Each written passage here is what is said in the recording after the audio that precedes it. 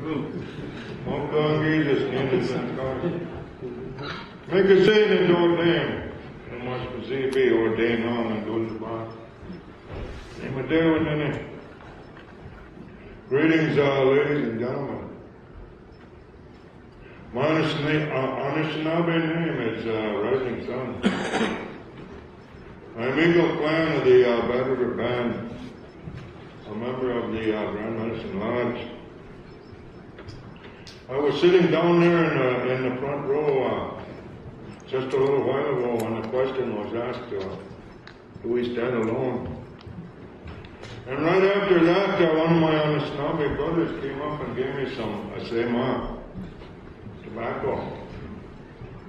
And I think back to a time shortly after the creation, when Anishinaabe, our original man, walked the earth. There was a one called Asema that came and spoke to him.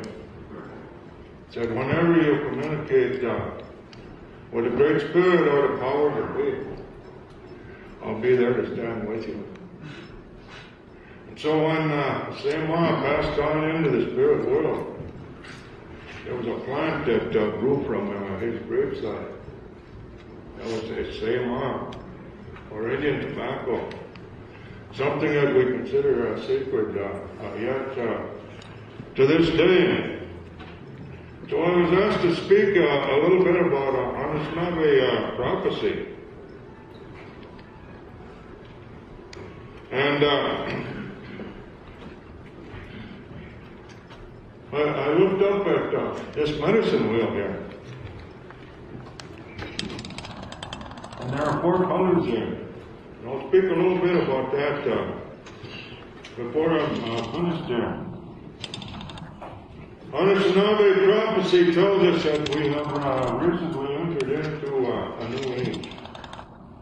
An age that we refer to as Nijwashwa Iskadewan, the age of the 7 fires.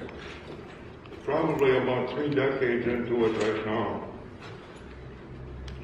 And in prophecy, they talk about all of the signs and the changes that will occur during this new age. And so I look around and all of the signs are there. Natural catastrophes are occurring with greater frequency and intensity than they have in probably about the last 10 or 12,000 years. We can't pick up a newspaper. We can't watch a television newscast without hearing about earthquakes, tornadoes, typhoons, floods, wildfire, mudslides, and I can go on and on and on. And the signs are all there. Anishinaabe prophecy tells us that we're approaching a port of doom.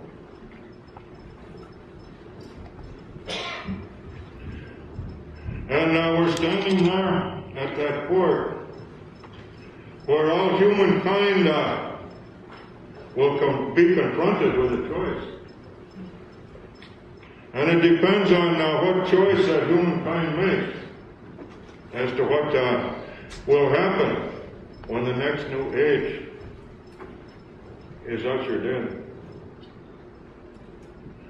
And prophecy tells us that in that age, a new people will arise. And that new people will turn and look back. They'll begin to retrace their footsteps. That will take them back to ancient times and ancient knowledge. They'll begin to pick up the sacred bundles that have fallen by the wayside. Take them to those elders who have had to take these teachings underground for generations because of persecution. But those teachings will once again see the light of day. And they say that in this time,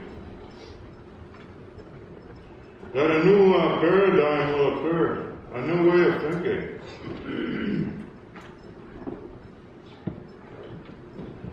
Wealth will no longer be measured in terms of money, materialistic gain, political power and control, and all of those selfish, egocentric things. But wealth will be measured in terms of clean water. I just said that. People in here with the signs of clean water, fresh air, pristine wilderness, and once again the new people will acknowledge that everything in the natural world, it has its own spirit. There are those belief systems out there that tell us that it's only man, referring to humans, that have an immortal soul. Native tradition does not teach that. Everything in the natural world, including Mother Earth, the water, the air, all of the plants and animals in those countless ecosystems, and all human beings that come in these four sacred colors. Red, yellow, black, and white. Take a look at the medicine wheel.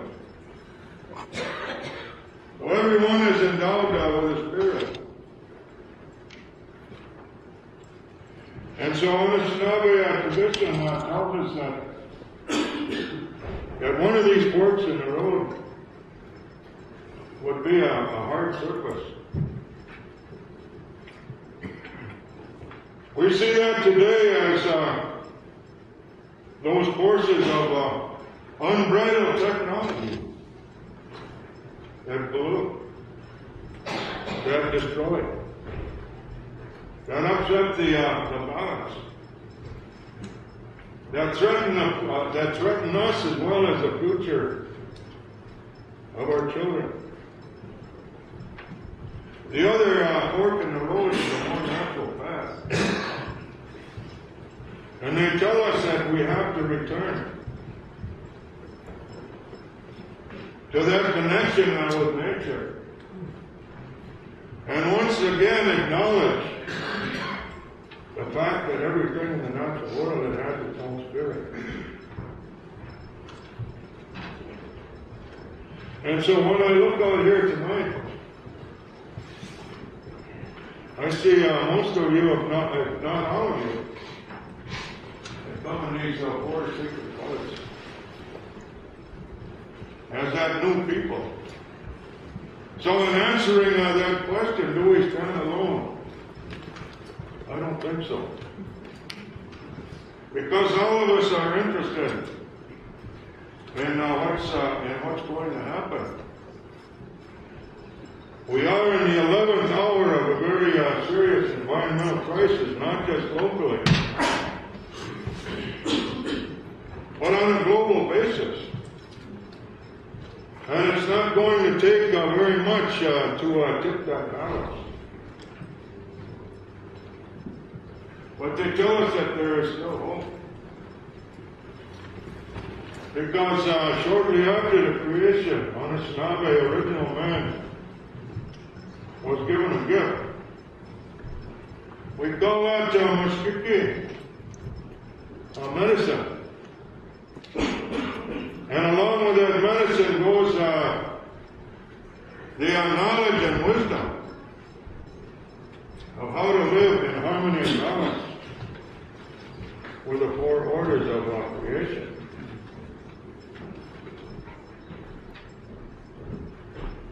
And when we think about that, they say the answer is very simple, yet very complex. simple inasmuch as we attempt to live in harmony and balance with the four orders of creation. Complex inasmuch as there are countless ecosystems in the natural world. And there are those connections that we refer to as the web of life that exist in a state of harmony and natural balance. So again, I invite all of you to come and stand with us as a part of that new people. May bless, may you.